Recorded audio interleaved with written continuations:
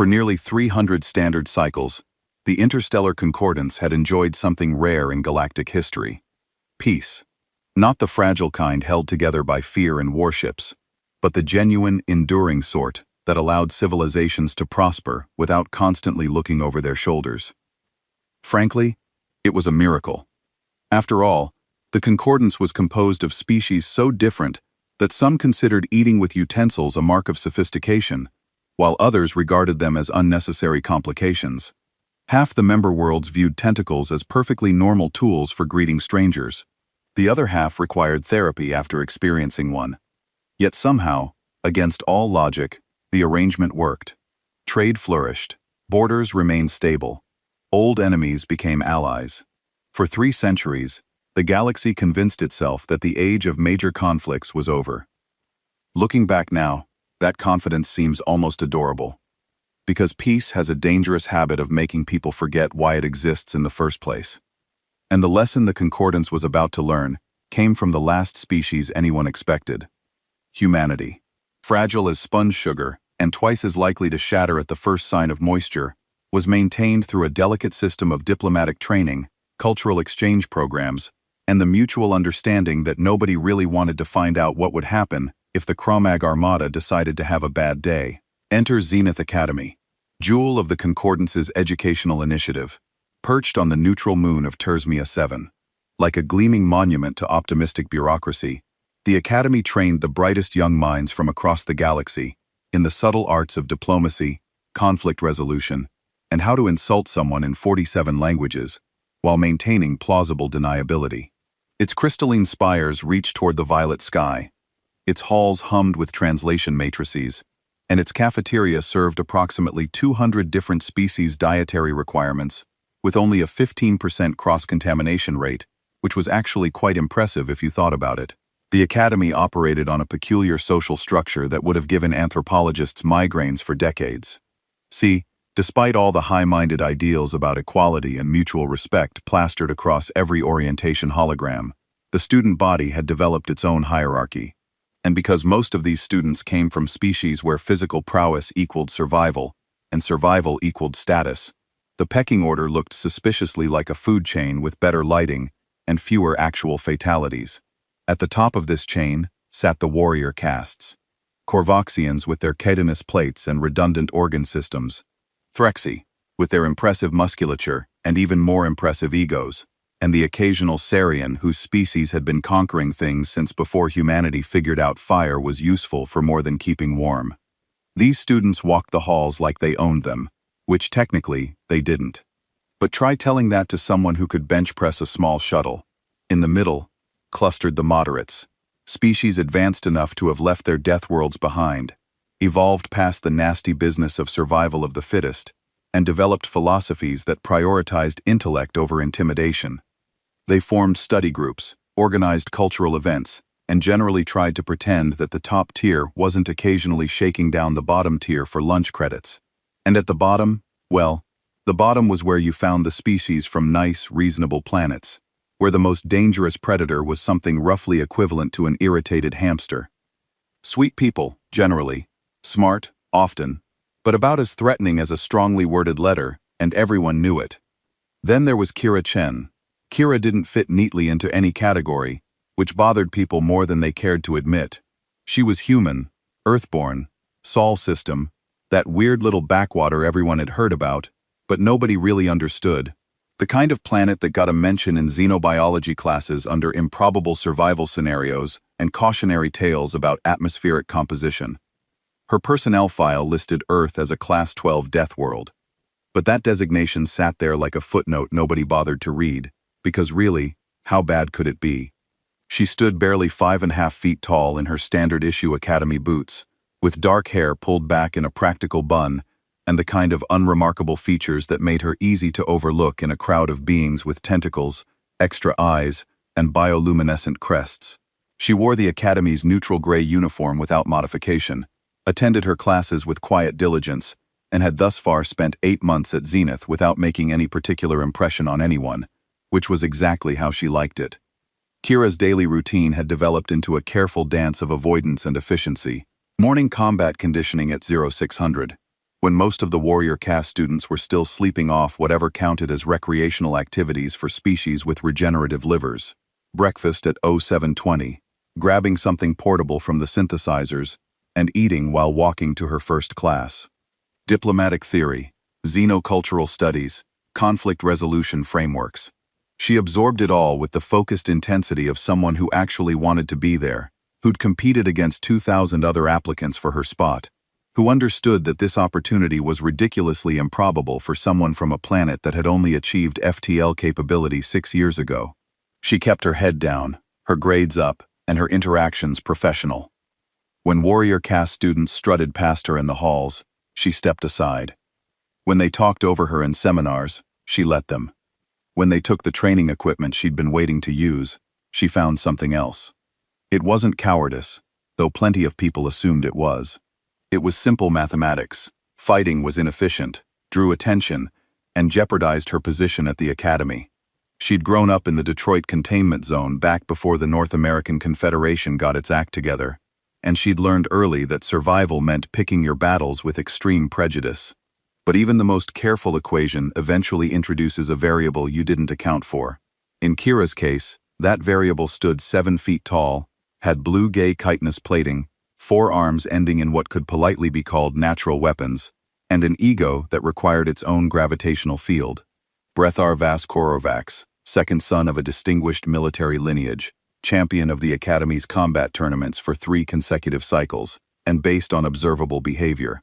Living proof that you could survive to adulthood without developing anything resembling self-awareness or empathy. The Korvoxians were a proud species, which was a diplomatic way of saying they were absolutely convinced of their superiority, and saw no reason to pretend otherwise. Their homeworld gravity was 1.7 times standard. They devolved from pack predators, and their culture treated combat prowess as the ultimate measure of worth. Brethar embodied all of this with the subtlety of a supernova. He'd been at the academy for 4 years, had accumulated enough disciplinary citations to wallpaper a small room, and remained enrolled, primarily because his family donated generously to the Korvoxian Cultural Center, and because technically, he hadn't permanently injured anyone important. His favorite pastime, aside from staring at his own reflection and practicing what he probably thought were intimidating poses, was establishing dominance over anyone he perceived as weak, which in his assessment was essentially everyone who wasn't Korvoxian, but he showed particular interest in tormenting the species from low classification worlds. Easy targets, safe targets, the kind of targets that wouldn't fight back, whose complaints would be dismissed as cultural misunderstandings, who would eventually transfer out or graduate, leaving him free to find new entertainment. He noticed Kira the way a bored predator notices movement in the brush, with casual interest that could quickly escalate into something more focused. Their first interaction happened on a completely ordinary Thursday afternoon in the Academy's main concourse, that massive central hub where 6 different corridors intersected and students gathered between classes. Kira was heading to advanced negotiation tactics, walking with her characteristic efficiency datapad in hand, completely absorbed in reviewing her notes on interest-based bargaining frameworks. She didn't see Rekthar step directly into her path. Didn't have time to react before she collided with what felt like a very aggressive wall. Her datapad clattered to the floor. She stumbled back, caught her balance. Deathworld reflexes, though nobody recognized them as such, and looked up at approximately 7 feet of smug superiority. "Watch your path, little thing," Rethar rumbled, his voice carrying across the concourse with the kind of volume that suggested he'd never had a private conversation in his life. His mandibles clicked in what passed for Korvoxian amusement. "Your species must be very fragile to be so easily displaced." Around them, conversations died. Students stopped walking. Everyone knew this script, had seen it performed dozens of times with different actors. Some species looked away, uncomfortable, but unwilling to intervene. Others watched with barely concealed anticipation, because, let's be honest, they were young and bored, and drama was drama. Kira bent down, retrieved her datapad, checked it for damage, straightened, met Rethar's primary eyes. Korvoxians had 6 total, arranged in a pattern that probably meant something to evolutionary biologists, and kept her expression neutral. "Apologies," she said, her voice level. "I wasn't paying attention." The smart move. The de-escalating move. The move that every conflict resolution framework recommended when dealing with aggression-based species. Forthar's mandibles clicked again, faster this time.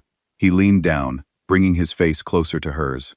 Close enough that she could smell whatever Korvaxians smelled like when they thought they were being intimidating. Something like ozone and copper. You should learn your place, human. Your kind are new to the concordance. Weak. Barely worth the resources spent on your training. He straightened, looked around at their audience, playing to the crowd. Perhaps you should return to your Deathworld before you embarrass yourself further.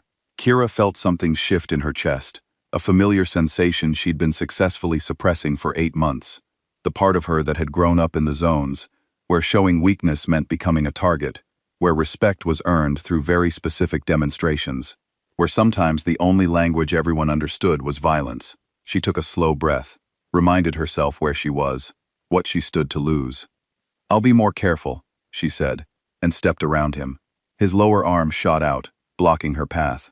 "Did I dismiss you?" The concourse had gone completely silent now. Even the translation matrices seemed to hum more quietly, as if the technology itself was holding its breath.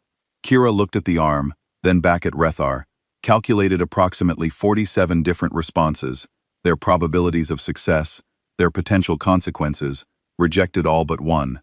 "Move your arm," she said quietly, "or I will move it for you. You won't like how I do it. This is your warning, the only one you get." For a moment, just a moment, something flickered across Rethar's face. Confusion. Maybe the briefest flash of uncertainty. He'd been doing this for years, and the script didn't include this response. Targets were supposed to cower, apologize, scurry away with their dignity in tatters. Then the moment passed, and he threw his head back and laughed. It was a harsh clicking sound, and several of his friends joined in, because bullies always had friends, or at least people smart enough to pretend. "You move my arm." He laughed harder. "Oh, this is precious. The little Deathworlder has teeth." He looked around at the crowd. "Did you all hear? She threatened me." More laughter. A few uncomfortable shuffles. One 3XCI student recording the whole thing on his neural implant, because of course he was. Kira stood very still. When she spoke again, her voice was conversational, almost friendly. "I'm going to describe exactly what will happen if you don't move your arm in the next 3 seconds. I'm going to grab your wrist. You're using your lower right arm, so that's the weakest of your 4 leverage-wise.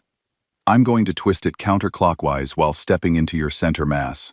Your chitin plates overlap in a specific pattern on your joints. I've been studying Korvaxian anatomy, because unlike some people, I actually pay attention in xenobiology. And there's a vulnerable point right there at your elbow equivalent. When I apply pressure, something is going to crack. It will hurt. You'll pull back instinctively, which is when I'll sweep your primary legs. With your high center of gravity, you'll go down hard. The floor here is synthetic marble. It's going to hurt when you land on it. And then I'm going to walk to my class, because I have better things to do than this." The concourse had achieved a level of silence usually reserved for vacuum exposure. Frekthar stared at her, processed what she'd said, then laughed even harder. "You're insane," he managed between clicks. Completely insane. He pulled his arm back, not because she'd intimidated him. Oh no. His body language made that very clear. But because this was suddenly entertaining in a new way. "I look forward to teaching you about reality, human. Very much." He stepped aside with exaggerated courtesy, gesturing for her to pass. Kira walked past him, her pace unchanged, and continued toward her class. Her heart rate, if anyone had been monitoring it, remained at a perfectly calm 68 beats per minute behind her. The concourse erupted in conversation, and Rethar smiled, because he just found his new favorite toy. The thing about bullies across species, across cultures, across evolutionary backgrounds, is that they operate on a fundamental misunderstanding of power dynamics. They mistake compliance for inability, avoidance for weakness, and patience for passivity. They'd never been the small one, the vulnerable one, the one who had to get creative about survival. They'd always been the predator, never the prey, and it left them with catastrophic blind spots. Over the next 6 days, Brethar made it his personal mission to demonstrate why Kira should have just cowed like a sensible target. Day 1, he accidentally spilled his beverage on her in the cafeteria. It was some kind of Korvaxian protein drink that smelled like fermented vegetables and stained synthetic fabric, a truly impressive shade of purple. Kira changed uniforms, said nothing, and filed an incident report that went precisely nowhere because the supervising administrator was from a culture that considered such conflicts character building. Day 2, he and 3 friends cornered her after advanced negotiation tactics, blocking the corridor and engaging in what they probably thought was witty banter about human fragility, Earth's embarrassing atmospheric composition, and whether her species had evolved from prey animals. Kira waited them out with the same expression someone might use while watching paint dry, then walked away when they got bored. Day 3. He accessed the training schedule and booked every time slot she'd requested for the next month. Petty, juvenile, and technically within academy regulations. Day 4. He started spreading rumors about why a human had really been admitted to Zenith. Must have been a diversity quota. Must have been political pressure from the Sol delegation. Certainly wasn't merit, because everyone knew humans were barely sentient. Days 5 and 6 brought increasingly aggressive shoulder checks in the corridors, jokes about her appearance in front of instructors who did nothing, and the kind of low-level harassment designed to wear down someone's psychological defenses until they either retaliated in a way that would get them expelled or simply left.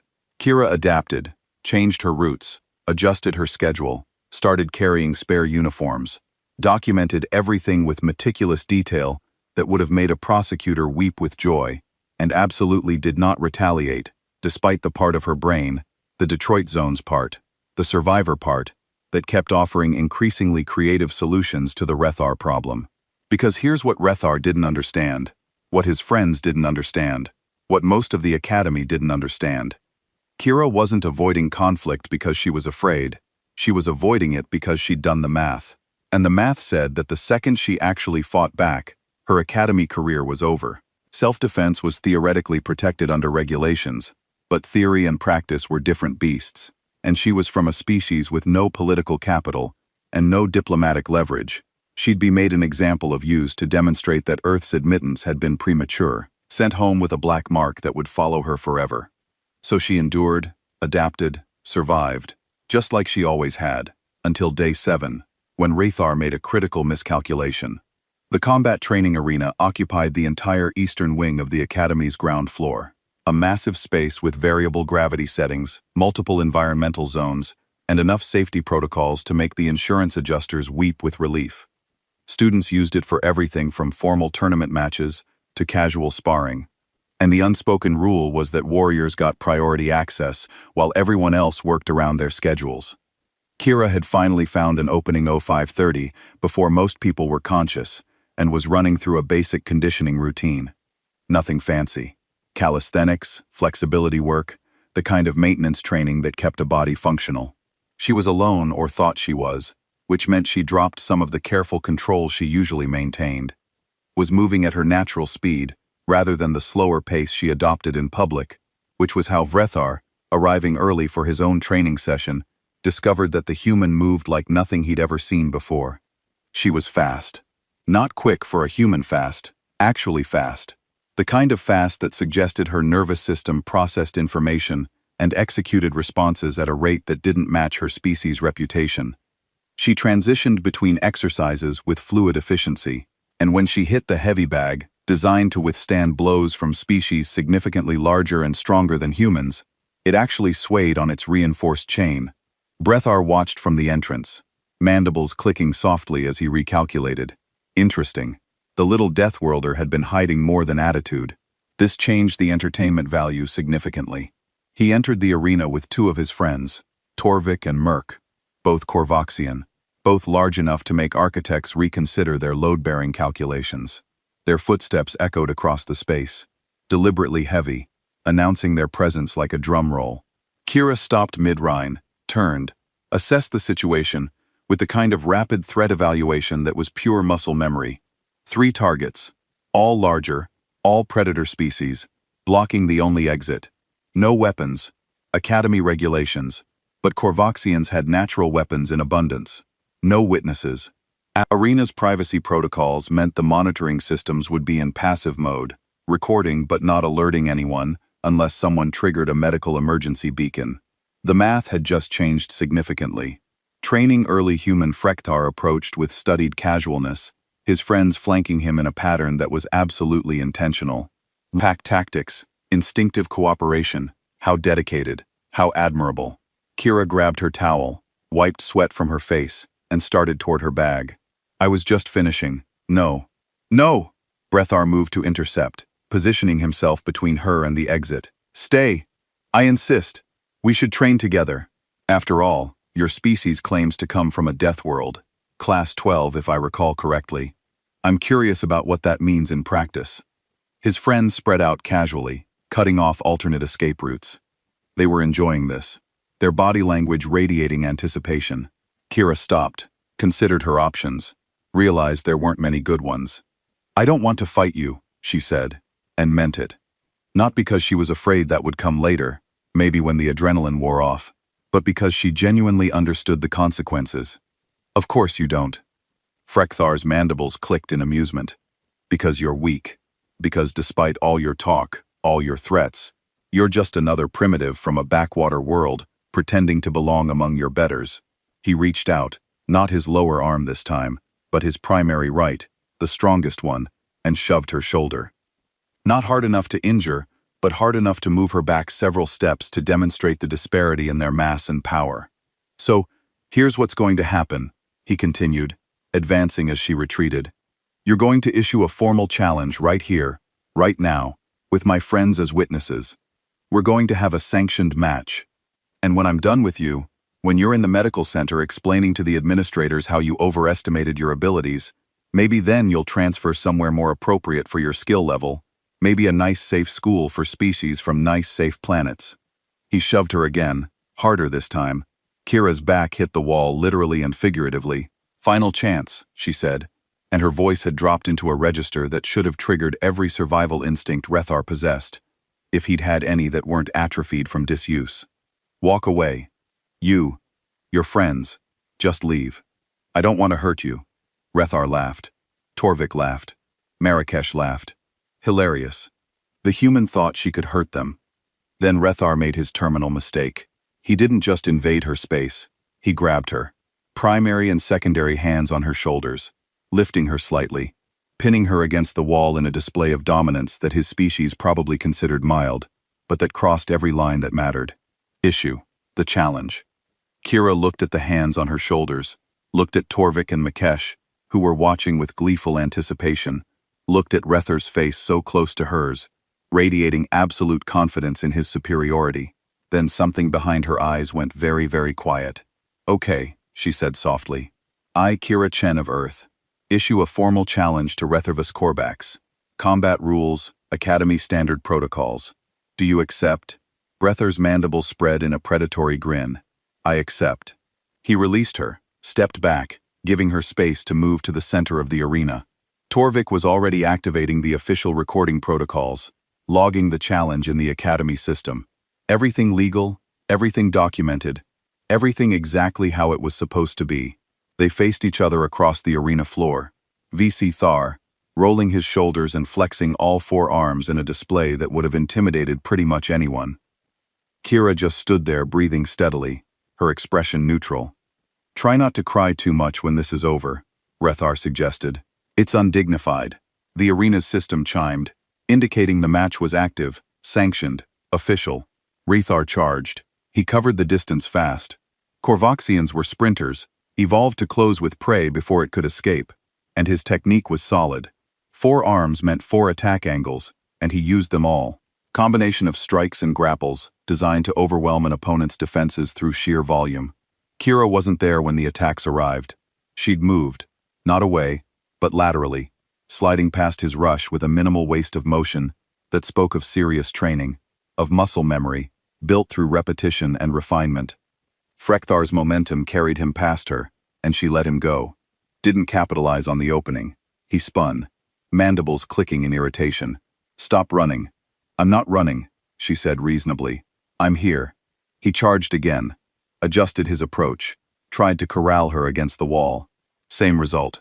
She flowed around his attacks like water. Never quite where he expected, never quite within reach. It should have been impossible. He was faster, stronger, larger, but somehow it kept happening. Torvik and Murakish exchanged glances. This wasn't going according to script. Stand still and fight. Rethar's voice carried genuine frustration now. He'd landed exactly 0 hits despite the significant advantages in reach and power. "No," Kira said, and there was something in her tone that finally registered as a warning to the Korvoxians watching. She stopped retreating. Brekthar, caught in the momentum of his own attack, suddenly found her inside his guard, found her hands on his lower right wrist, exactly where she'd specified days ago in the concourse, found her stepping into his center mass while twisting his arm counterclockwise. Leverage, physics, biomechanics, the kind of principles that worked regardless of species. His chiton plating, which had evolved to protect against the slashing attacks and crushing bites of his homeworld's predators, wasn't designed for the specific rotational force she applied to his joint. Something in his arm made a sound like cracking ice. Brethar roared, pain and shock and outrage, and tried to pull back instinctively, exactly as she'd predicted. His own strength worked against him. She didn't resist his retreat. She used it, adding her own force to his, converting his backward momentum into downward motion while sweeping his forward legs. 7 feet of Korvoxian warrior hit the arena floor with a sound that echoed off the walls. The impact stunned him. Not seriously injured, but thoroughly disoriented. He tried to push himself up, found Kira standing over him, found her foot positioned precisely over his thorax, where the chiton plates separated to allow for flexibility. "Stay down," she advised. "This is over." Brethar's pride, already wounded, refused to accept this reality. He lunged upward, trying to grab her leg, trying to use his superior mass to drag her down. Big mistake. Kira shifted her weight, used his own grab as an anchor point, and delivered a precisely measured strike to the nerve cluster she'd identified in her xenobiology studies. Not the thorax that was protected, but the softer tissue around his secondary shoulder joint, where Korvoxian neurological pathways ran close to the surface. His right side went numb, just temporary, just a few minutes, but it felt like his entire arm had been deleted from existence. She stepped back, giving him space, waiting to see if he'd learned anything. He hadn't. Brethar pushed himself up with his remaining functional arms, mandibles spread in a snarl, and came at her with everything he had left. No technique now, no strategy, just fury and humiliation driving him forward. And Kira, who had been holding back, who had been trying to end this with minimal damage, finally stopped pulling her punches. The fight lasted another 43 seconds. She broke his guard with a feint that left him overextended, struck his primary knee joint, not to destroy it, just to destabilize, and used his falling weight to drive him into the floor again. When he tried to rise, she caught his primary arm, hyperextended the elbow, and applied just enough pressure to make him feel exactly how easy it would be to snap. "Yi," she said quietly. "Never," he gasped, because he was Korvoxian. And Korvoxians didn't yield to prey species, didn't yield to Deathworlders, didn't yield to anything smaller than themselves.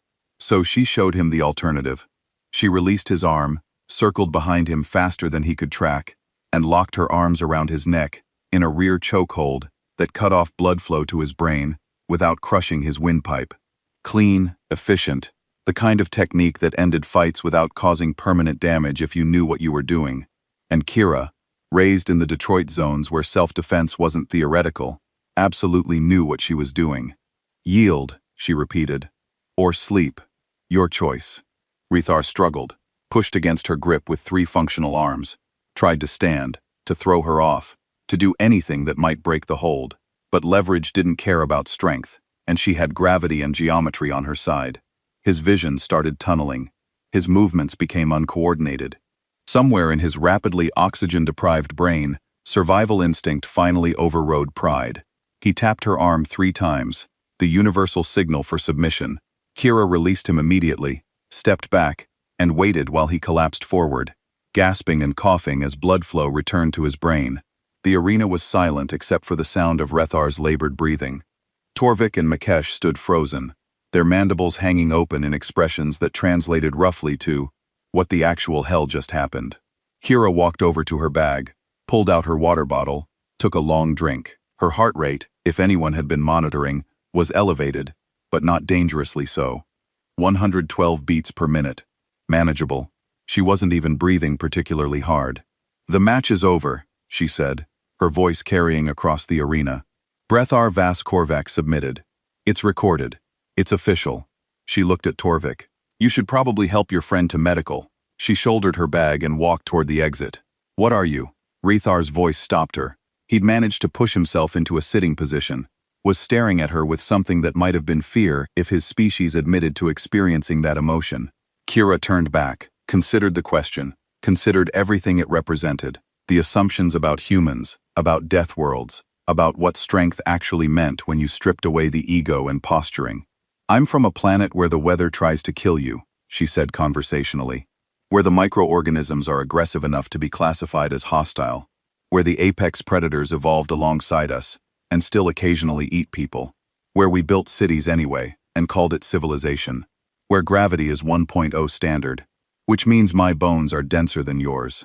My muscles are more efficient, and my cardiovascular system is over-engineered for an environment that's trying to crush me at all times. She paused. And I'm one of the weaker members of my species. I'm a diplomat, Brethar. I sit at desks and read reports. The actual soldiers from my world. The ones who train for combat instead of conflict resolution. You don't want to meet them. She adjusted her bag strap. I warned you once. Told you exactly what would happen. You laughed. A slight smile. That was your mistake. Not fighting me. Fighting me was inevitable once you made this personal. Your mistake was not listening. This isn't over. Rethar managed, though his voice lacked its earlier confidence. My family. Your family will review the official recording and see that you issued a challenge against someone from a Class 12 Deathworld after multiple documented instances of harassment, and that you lost. Kira's voice was gentle, almost kind. They'll be disappointed, probably might affect your standing, but that's not my problem. You made your choices. She walked to the door, paused at the threshold. For what it's worth, I really didn't want this. I came here to learn, to build bridges between species, to be part of something bigger than border disputes and resource conflicts. You could have just left me alone. Then she left, the door sliding shut behind her with a soft hiss. In the arena, Rethar stayed sitting on the floor, his body aching from a dozen points of contact. His pride shattered more thoroughly than any physical injury could manage. Torvik and Makesh slowly approached, careful, as if sudden movements might trigger some predator response. Did that actually happen? Rek whispered. Shut up, Rethar said. Help me to medical. The news spread through Zenith Academy at approximately the speed of light, which was fitting since most of the student body was already obsessively connected to the communications network. By lunch, everyone knew. By dinner, everyone had seen the recording somehow leaked, though officially, it was supposed to be restricted to administrative review. By the next morning, the story had reached the kind of legendary status, usually reserved for historical battles or catastrophic scandals. The human, the quiet, unremarkable human, who'd spent 8 months being invisible, had taken down Rethar Vos Corvex in under 3 minutes. Not through luck, not through some technical loophole, through superior skill, better tactics, and the kind of bone-deep competence that came from growing up in an environment that made the Academy's combat courses look like recreational activities.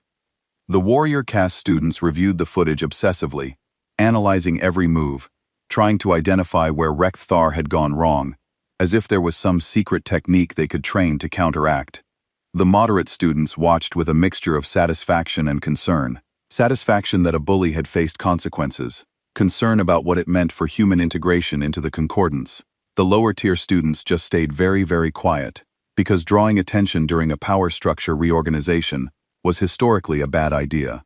The faculty convened emergency meetings about proper protocols and whether the fight should have been allowed to proceed. Ultimately, they concluded that everything had been conducted according to regulations. Challenge issued, challenge accepted, proper documentation, immediate cessation upon submission, no violations, no grounds for punishment, just a very embarrassing loss for a student who'd built his entire identity on martial superiority. Brethar spent 3 days in medical, more for psychological evaluation than physical treatment. His injuries were minor, would heal completely, but his social standing had been amputated. Other Korvoxian students avoided him. His friends found urgent reasons to be elsewhere. His family sent a message about responsibility and honor, which in Korvoxian culture was roughly equivalent to being disowned. And Kira returned to her routine as if nothing had happened.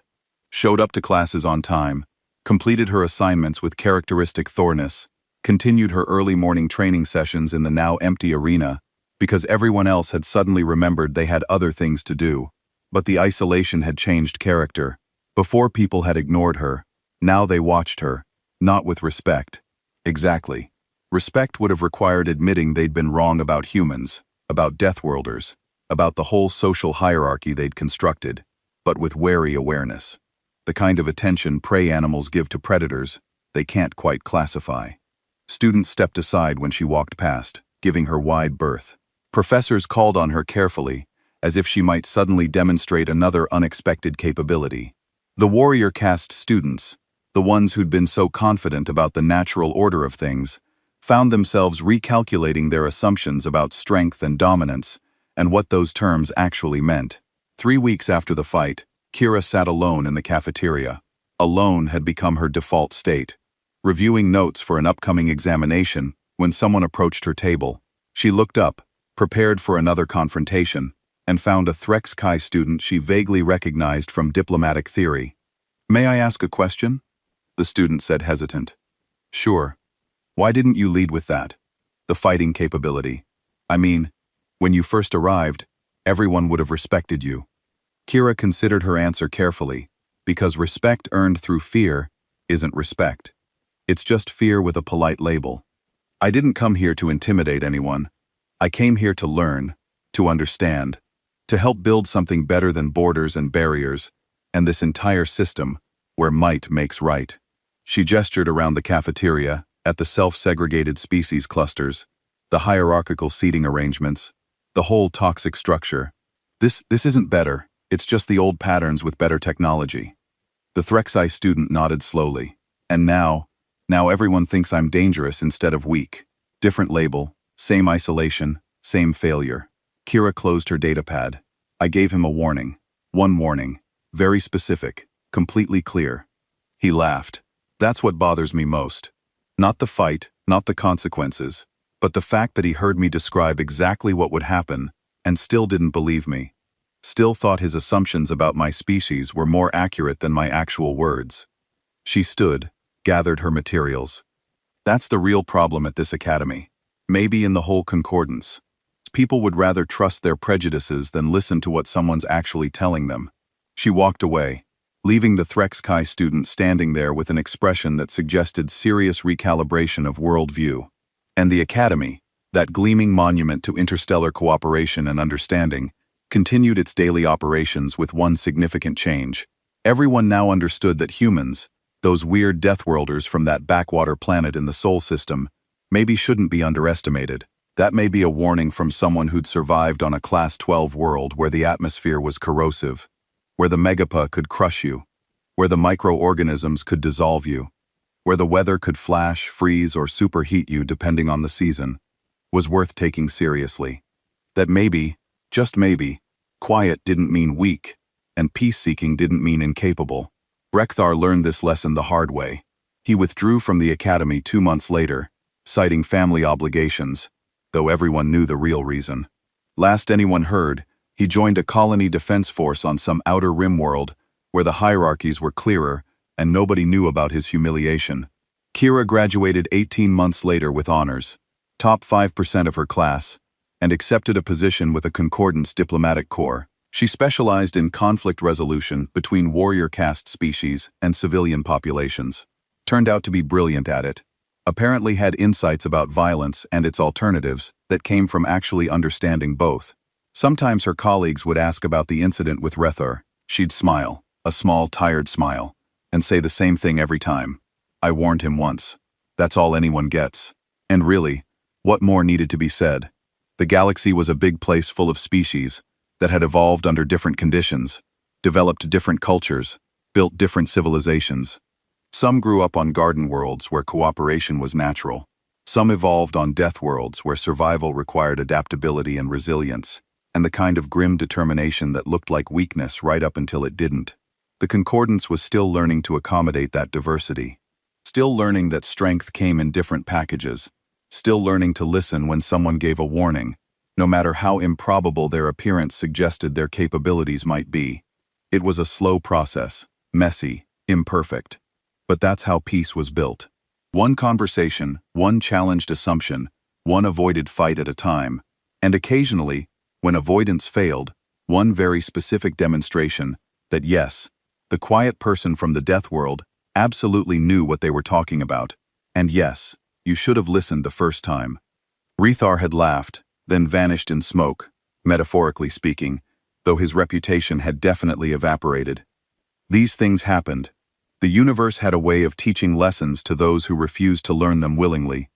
Kira hoped the lesson stuck for everyone involved, but she wasn't holding her breath. People were predictable that way.